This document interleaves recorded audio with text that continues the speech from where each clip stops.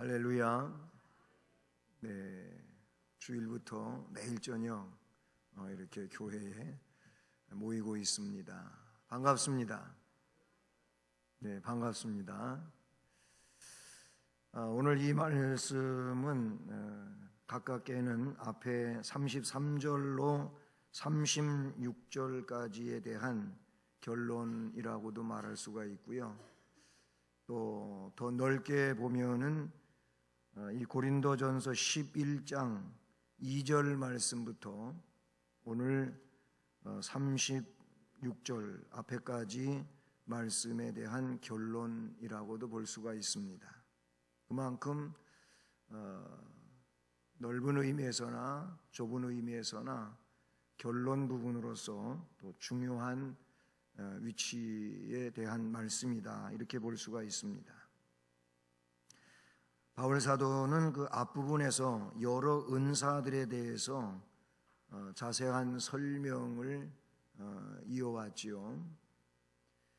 이렇게 은사를 활용하는 데 있어서 그 은사는 교회의 유익을 위해서 주신 것이다 라는 점을 이미 여러 차례 말씀을 드렸죠. 교회의 유익이고 또 우리 각 개인의 유익을 위하여 성령의 은사들을 주셨다라고 말씀해 주셨지요.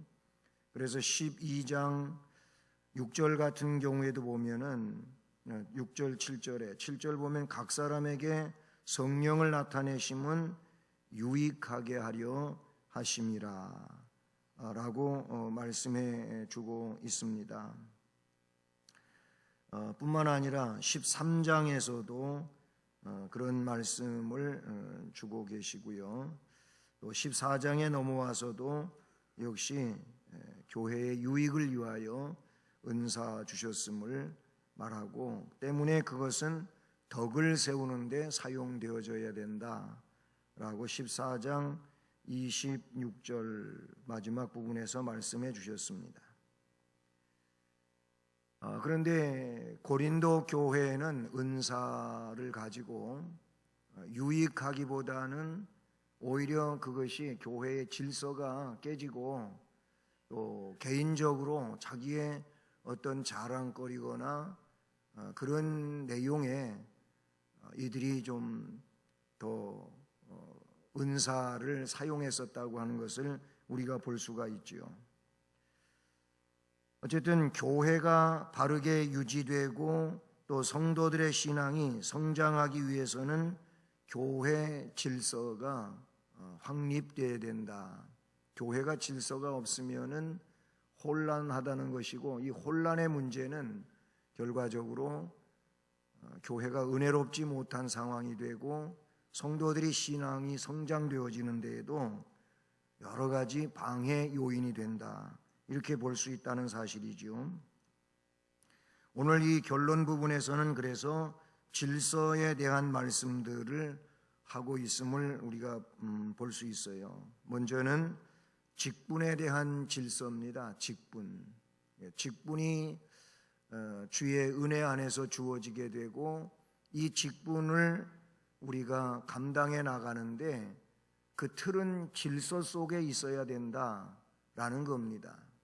직분하면은 목사, 장로, 또 집사 혹은 권사, 이런 내용이잖아요. 물론 그 이하에도 우리 교사가 있고, 또는 찬양대에 대한 직분들이 있고, 또는 구역에 대한 이런 직분들이 있고, 기관에 대한 직분들이 있을 수 있지요. 이런 직분들은 결과적으로 교회를 더 튼튼하게, 견고하게, 그리고 그런 직무 수행으로 인해서 교회를 더 아름답게 세워가기 위하여 주께서 주시는 내용들 아니겠습니까?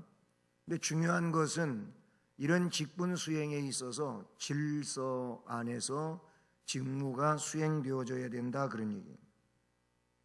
오늘 37절 말씀을 보면, 만일 누구든지 자기를 스스로 생각하게 될 때 자기 자신이 자기를 선지자나 혹 신령한 자로 생각을 한다면 내가 너희에게 편지하는 이 글이 주의 명령인 줄 알라. 주님의 명령으로 알고 뭔가 직분을 가지고 있다, 그런 직책을 수행하는 자라고 한다면은 이 명령, 지금 사도 바울이 기록하고 있는 이 글을 주의 명령인 줄 알고 이 명령 안에서 직무를 수행하라 하고 말씀해 주시는 내용이죠. 다시 말하면 바울 사도는 교회의 직분에 대해서 질서가 있어야 한다고 하는 것을 강조하고 있는 것이죠.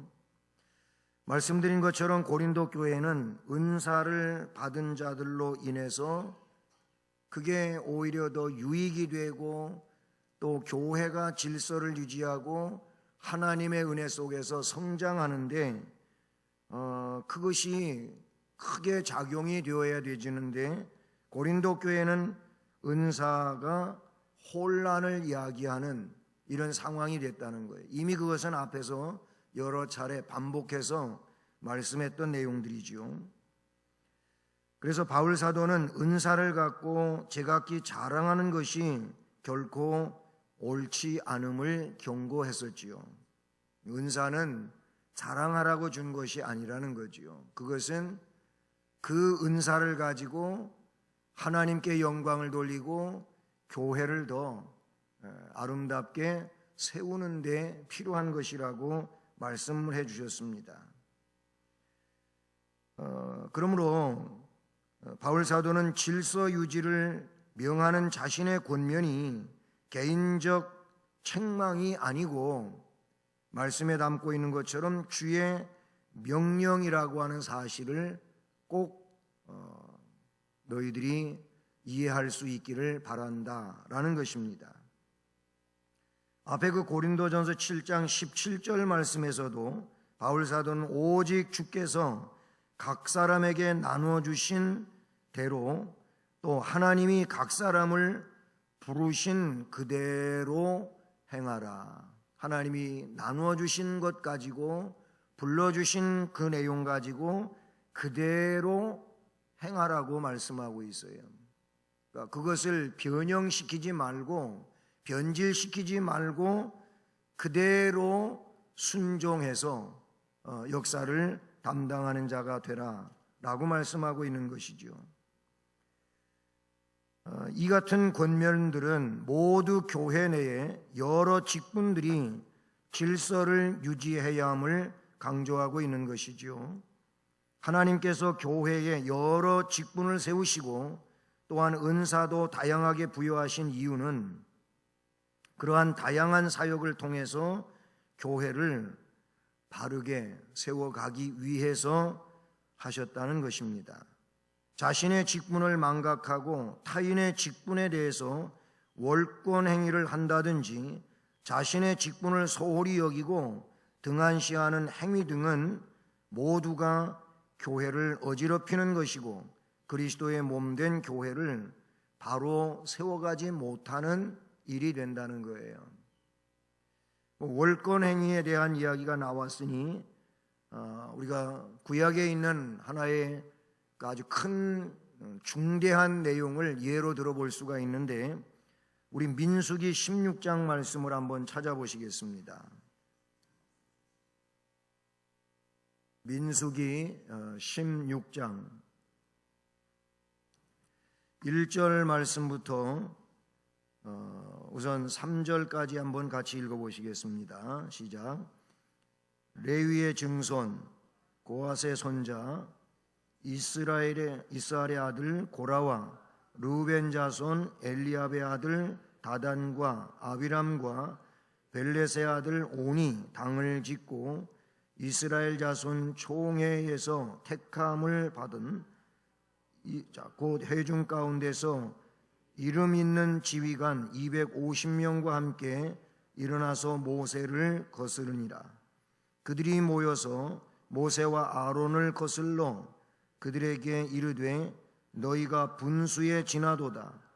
회중이 다 각각 거룩하고 여호와께서도 그들 중에 계시거늘 너희가 어찌하여 여호와의 총회 위에 스스로 높이느냐. 네, 이 말씀을 보면 1절에 나오고 있는 것처럼 고라와 다단과 아비람과 온이라고 하는 사람이 당을 지었다는 겁니다. 그들이 서로 이렇게 뭉쳐가지고, 그 다음에 2절을 보면은 그들을 그 4명을 중심으로 해서 이스라엘 자손 총회에서 택함을 받은 자 곧 회중 가운데서 이름 있는 지휘관 250명과 함께 일어나서 모세를 거스르니라. 여기서 모세를 거스른다고 하는 말, 3절에서도 모세와 아론을 거슬러라고 하는 이 말은 뭡니까? 그들에게 도전을 했다는 그런 말이 되는 것이죠. 모세와 아론의 직분에 도전장을 냈다, 그런 얘기예요. 그러면서 하는 말이 너희가 분수에 지나도다. 이 고라를 위시한 사람들이 250명과 세력을 규합해 가지고 모세와 아론한테 분수에 지난다, 이런 말이에요. 사실 분수에 지나는 거는 지금 고라와 그 일당이 분수에 지나는 건데 이들이 그런 생각을, 그런 발상을 갖고 있었다는 것이죠. 자, 이런 얘기가 진행이 돼 가면서 7절을 보십시오. 이제 여기는 모세가 듣고 엎드렸다가 다시 아침에 여호와께서 자기에게 속한 자가 누구인지 거룩한 자가 누구인지 보이시고 하고 하나님께로부터 확실한 그런 응답을 받아가지고 하는 말인데, 7절을 읽어봅니다. 시작. 내일 여호와 앞에서 그 향로에 불을 담고 그 위에 향을 두라. 그때 여호와께서 택하신 자는 거룩하게 되리라. 레위 자손들아 너희가 너무 분수에 지나치느니라. 다시 역공으로 모세가 그 고라와 또 말씀에 나오는 다단, 아비람, 온과 250명의 그런 지휘관들에게 하는 말이죠. 레위 자손들은 여기 고라와 그 일당들입니다. 그들을 향하여서 너희가 너무 분수에 지나치다 얘기합니다. 거기만 아니고 9절부터 14절까지 말씀인데 그냥 설명하지 않고 말씀을 읽어보도록 하겠습니다. 9절로 14절. 이스라엘의 하나님이 이스라엘 회중에서 너희를 구별하여 자기에게 가까이 하게 하사 여호와의 성막에서 봉사하게 하시며 회중 앞에 서서 그들을 대신하여 섬기게 하심이 너희에게 작은 일이겠느냐. 하나님이 너와 네 모든 형제 레위 자손으로 너와 함께 가까이 오게 하셨거늘 너희가 오히려 제사장의 직분을 구하느냐. 이를 위하여 너와 너의 무리가 다 모여서 여호와를 거스르는도다. 아론이 어떠한 사람이기에 너희가 그를 원망하느냐. 모세가 엘리압의 아들 다단과 아비람을 부르러 사람을 보냈더니 그들이 이르되 우리는 올라가지 않겠노라. 내가 우리를 젖과 꿀이 흐르는 땅에서 이끌어내어 광야에서 죽이려 함이 어찌 작은 일이기에 오히려 스스로 우리 위에 왕이 되려 하느냐. 이뿐 아니라 내가 우리를 젖과 꿀이 흐르는 땅으로 인도하여 드리지도 아니하고 밭도 포도원도 우리에게 기업으로 주지 아니하니 내가 이 사람들의 눈을 빼려느냐. 우리는 올라가지 아니하겠노라. 이건 그 모세가 하나님의 지시를 받아 명하는 내용과 또 그 명령에 순종하지 아니하고 그냥 고집을 부리면서 그렇게 자신들의 어떤 그 권위를 세우려고 하는 내용을 이 말씀에서 보지요. 모세는 말했습니다. 너희가 오히려 제사장의 직분을 구하는 거냐? 이거는 우리들이 하는 일이 아니라는 거예요. 하나님이 이미 하나님의 질서와 제도 속에서 그렇게 모세 자신은 하나님께서 대표적 지도자로 세우신 것이고 아론은 제사장으로 하나님이 삼으셨단 말이죠. 모세가 그냥 제사장을 세우고 한 것도 아니잖아요. 그런데 이 고라와 그 일당은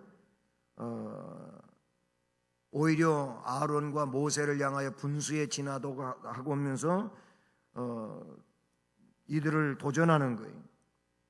그러나 이것은 너무너무 잘못된 일임을 말씀해 주고 있죠.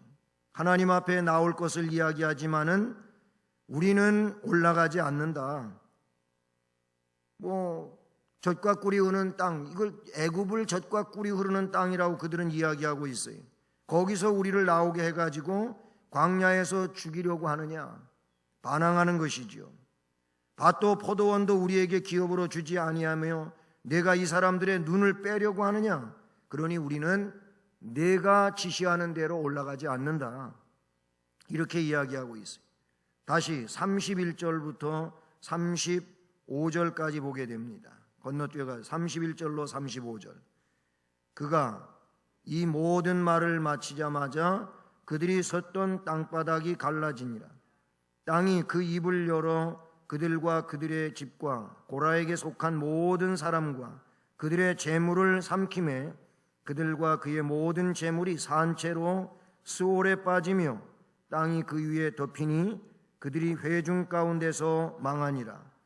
그 주위에 있는 온 이스라엘이 그들의 부르짖음을 듣고 도망하며 이르되 땅이 우리도 삼킬까 두렵도다 하였고 여호와께로부터 불이 나와서 분향하는 250명을 불살랐더라.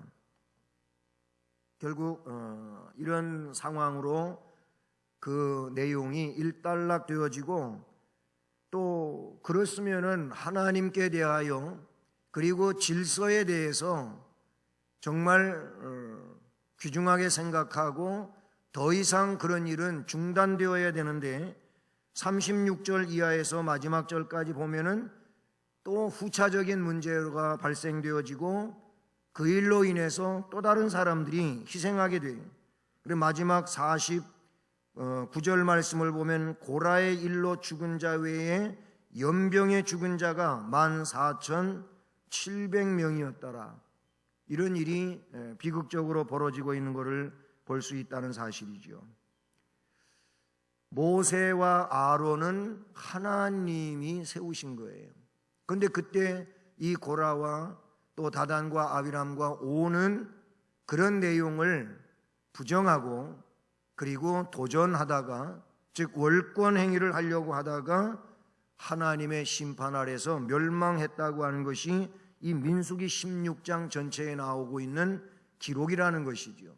그냥 고라 한 사람도 아니고 그들과 함께 규합했던 자들, 그리고 250명의 지휘관들 또는 분향하는 사람들, 이런 사람들이 한꺼번에 이와 같이 비극의 결말을 맞이하는 내용을 이야기해 주고 있어요.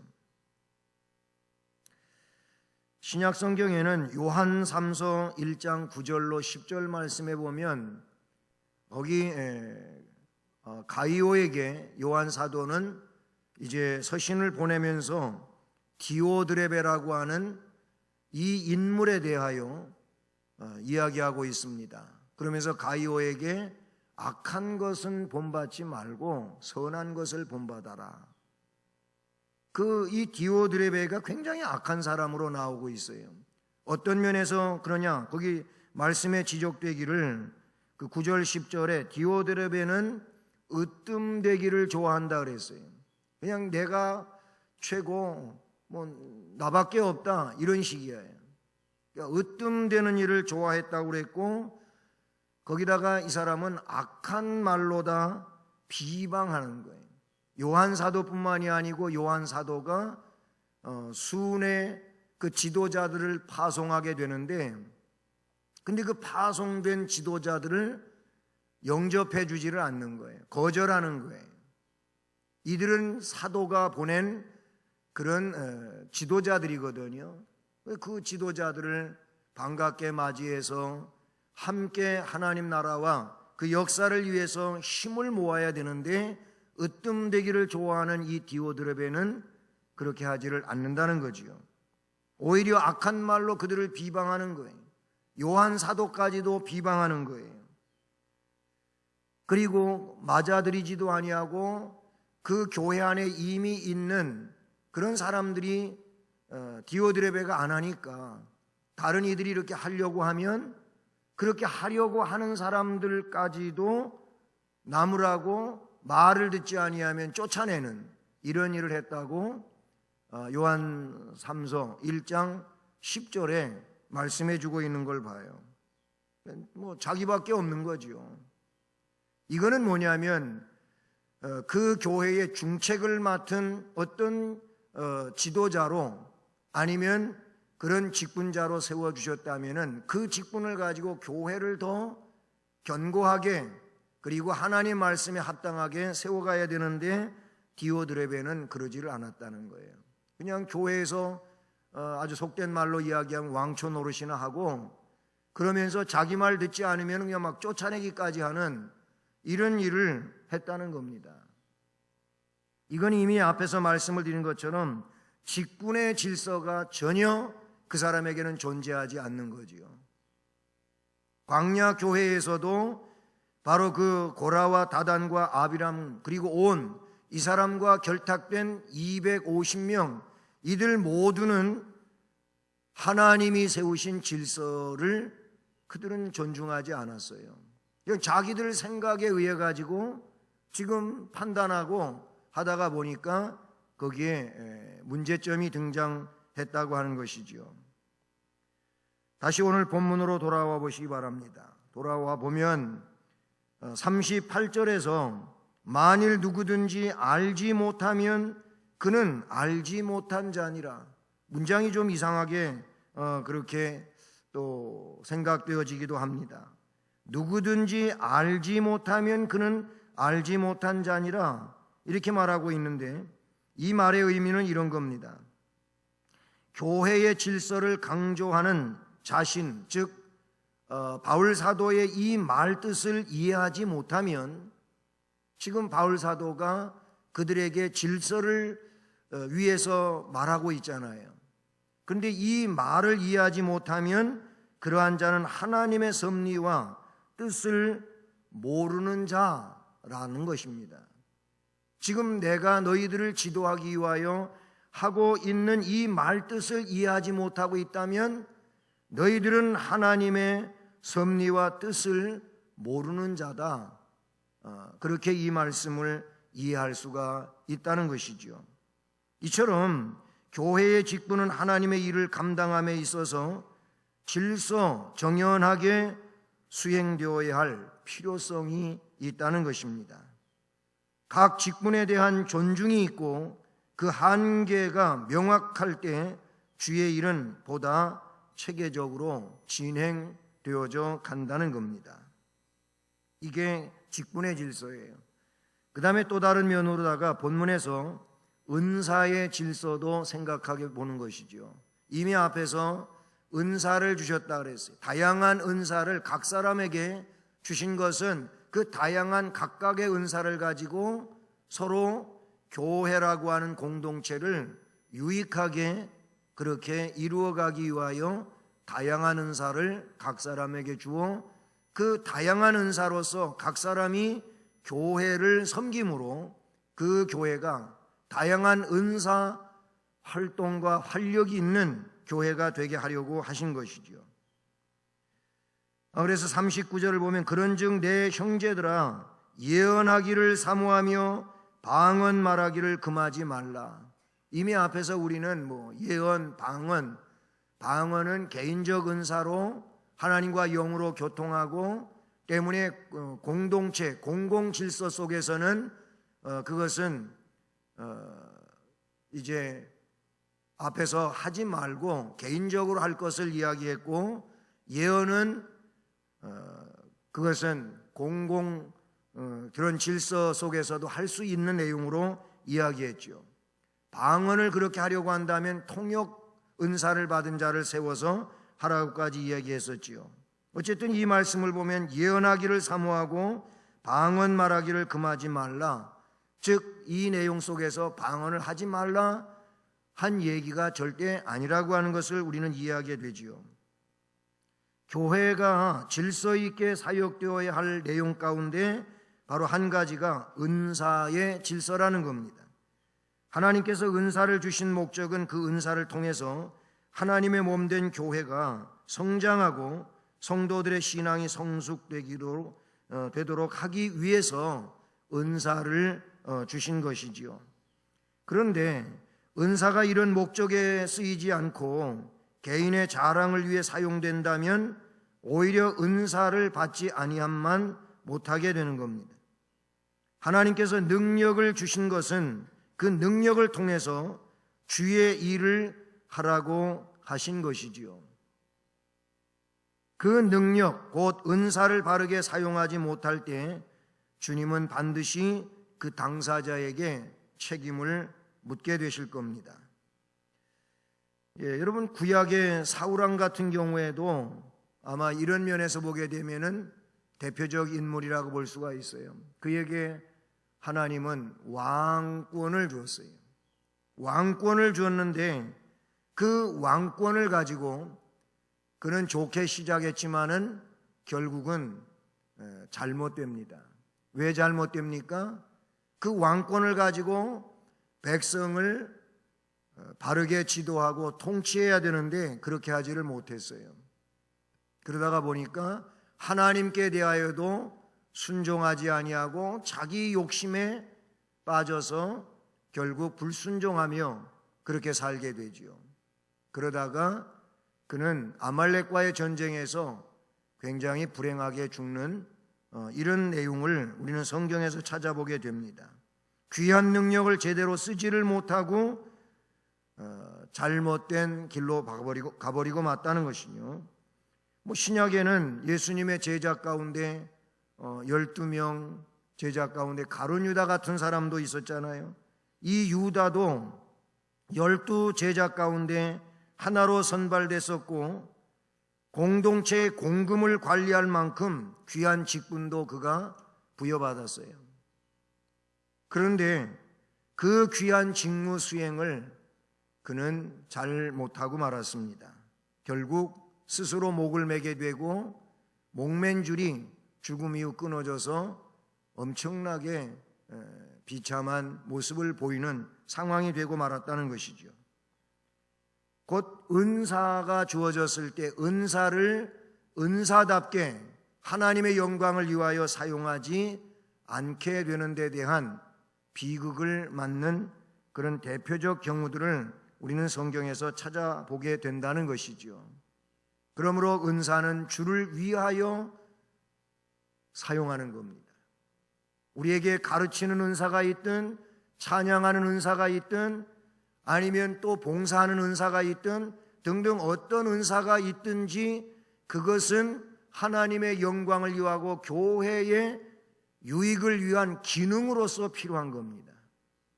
우리는 기억해야 될 것은 그런 것들, 내게 주어진 잘하는 것이 은사일 것인데 그걸 가지고 주님을 섬기고 교회를 아름답게 만들어가는 일에 우리는 핵심을 둬야 되는 겁니다. 물론 그 은사를 담당하다가 그 직임을 감당하다가 힘도 들고 어려움도 없지 않아 있게 되지만 그럴 때 쉽게 생각하는 것이 이제 그만해야 되겠다 이런 생각들을 가지게 돼요. 근데 그게 여러분 가만히 자기 자신을 하나님 앞에 솔직하게 내놓고 보게 되면은 거기에 뭐가 작용하고 있느냐 하면은 바로 나라고 하는 것이 작용이 되는 거예요. 하나님이 이 일로 하나님을 섬기라고 나에게 주신 것이니까 하나님을 끝까지 잘 섬겨야 되겠다고 하는 이 마음이 우리 안에 있어야 될 줄로 믿습니다. 바로 그거예요.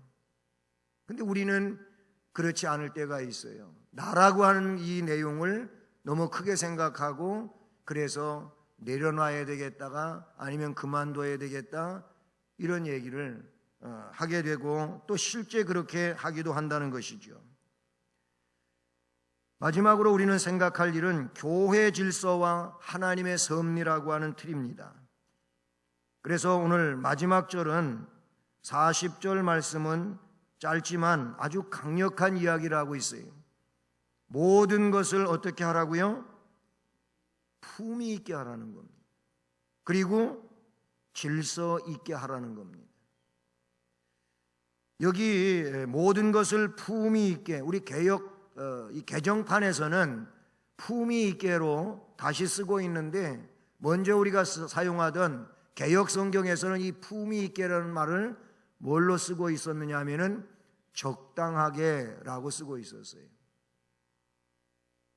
모든 것을 그러면 개역 성경으로 볼 때에는 적당하게 하고 질서 있게 하라라는 것이죠. 하나님은 질서의 하나님이십니다. 여기서 적당이라고 하는 건 오늘 말씀의 품위로 이야기하고 있는데, 이게 뭐냐면은 도를 지나치면 안 되는 거예요.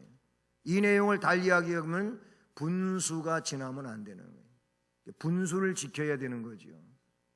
우리가 뭐 일반적으로도 저 사람이 진짜 분수가 넘친다, 분수에 지나친다, 뭐 이런 얘기를 해요. 그러면은 그게 문제가 있다는 얘기를 그렇게 지적을 하기도 하는데, 사실 그렇습니다. 질서 정연하게 세상을 창조하신 하나님, 또 그 질서를 가지고 섭리하시는 하나님, 그래서 하나님의 질서는 항상 질서가 있어요. 그 질서 속에서 모든 것이 이루어져 가고 그렇게 돌아가고 있다는, 자연의 질서도 마찬가지고 그래요. 주님이 자기 백성들에게 항상 좋은 것들로 주시기를 원하시고 자기 자녀들을 끝까지 사랑하신다는 사실도 하나님의 약속된 질서 속에 있는 내용인 줄로 믿습니다. 교회 내에는 여러 가지 뛰어난 능력과 은사를 지닌 사람들이 있습니다. 때로 그러한 사람들의 활동이 직분자들보다도 뛰어나게 보이는 경우도 없지 않아 있습니다. 그러나 하나님께서 교회의 직분자를 세우신 것은 개인의 능력보다 중요한 교회 질서를 위함이라고 하는 사실을 우리는 깨달아야 될 줄로 믿습니다. 아무리 뛰어난 은사를 소유했다고 해도 교회의 질서를 어지럽힌다면 결코 그것은 옳은 일이 될 수가 없습니다. 좋은 은사를 소유한 자일수록 더욱 겸손히 봉사할 때 교회는 질서가 있게 되고 그 질서 속에서 확장되어가는 아름다운 역사가 이루어지게 될 줄로 믿습니다. 이게 우리 주님이 원하시는 교회의 모습이라는 것이지요. 우리는 영적 질서가 있어야 되고 법적 질서가 있어야 되고, 큰 틀로 이야기하면은 성경적 질서가 있어야 된다, 그 얘기예요. 이 질서가 교회 질서인 겁니다. 이 질서를 깨는 것은 사탄의 작용에 의하여 행하여지는 일이라는 것이죠. 그러니까 우리는 교회 생활하면서 항상 직분의 질서와 은사의 질서, 그리고 그 근원은 바로 사랑의 하나님이 질서를 원하고 계시고, 하나님은 질서의 하나님이시고 질서 정연하게 창조하셨고, 창조하신 것을 그렇게 통치해 가신다, 혹은 섭리해 가신다고 하는 것을 말씀해 주고 있다는 사실이죠. 사랑하는 여러분, 모든 것을 품위 있게 적당하게 할 수 있기를 바랍니다. 그래서 생각할 그 이상의 생각을 품지 말라고까지 말씀을 하고 있지 않습니까? 그 생각 이상의 것을 생각하고 말하다가 보면은 문제가 유발될 수밖에 없는 것이죠. 적당하게, 즉 분수껏 하고 질서 있게 함으로써 유익하게 될 수 있기를 축복합니다. 만약에 그렇지 않으면 혼란이 야기되고 문제가 생길 수밖에 없다는 것이죠. 그러면 유익하지 못한 것입니다. 유익하게 하려고 주신 직분과 은사로 유익하지 못하게 한다면 그것은 주님의 뜻이 될 수가 없다는 것이죠. 모쪼록 모든 것을 적당하고 질서 있게 해서 교회와 개인에게 유익이 되며 또 은사 활동으로서 모든 것이 복될 수 있기를 주님의 이름으로 축복합니다. 사랑의 하나님 아버지, 오늘도 수요 예배에 나오게 하시고 또 하나님 앞에